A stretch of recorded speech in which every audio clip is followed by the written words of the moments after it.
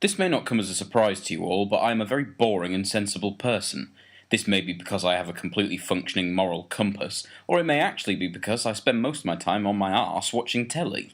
Any crime I could commit just happens to be not in front of my TV, so why bother? This means I have very little understanding of what life as a police officer is actually like. Is it the Happy Valley style, physically and emotionally draining action, or the life on Mars casual sexism and great music? Line of Duty is a BBC One drama that seems to occasionally go out of its way to show realistic policing, that is to say, boring paperwork. The show tries to trick you in the beginning by making you think, ooh, action, thrills, danger and tragedy. But look past all these and you'll see it smugly sitting there, a health and safety form. However, you may not have noticed it because the camera can't stay still at all. I know cutbacks at the BBC must be harsh, but surely they can still afford a tripod. So after the pulse-quickening opening scene ends, the show becomes about a group of police corruption investigators, looking for criminals within the police. Steve Arnott joins the unit in an attempt to do honest work and avoid all bang-bang shooty situations by doing all interviews with Rozzers and stuff. He knocks about looking for evidence with a host of talented actors, most notably Christian O'Connell and Neil Morrissey. Insert obvious men behaving badly joke.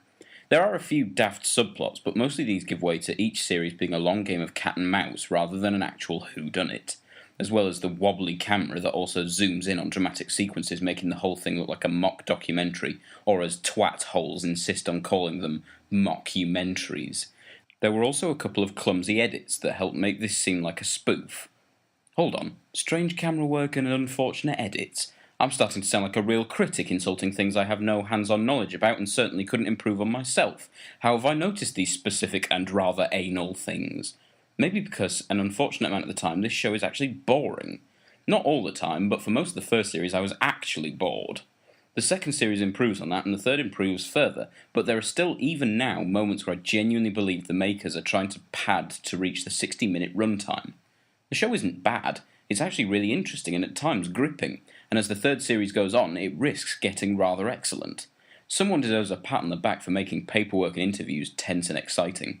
Despite the main character being played by an android, his acting performances teeter on the exemplary at times, and you feel the struggle of most of the characters as they fight almost unwinnable cases. Not sure where it's going to go next series, given they've wrapped up pretty much every plot point, and given how escalated the end of Series 3 was. Presumably the next series will begin with London exploding and AC-112 investigating a corrupt warlord controlling water rations. Hold on, let me write that down. However, when this show is compared to other shows on BBC One with a similar genre, Happy Valley, Luther, Night Manager, this falls short. Any channel that has this on its lower tier can be respected. Well done, you.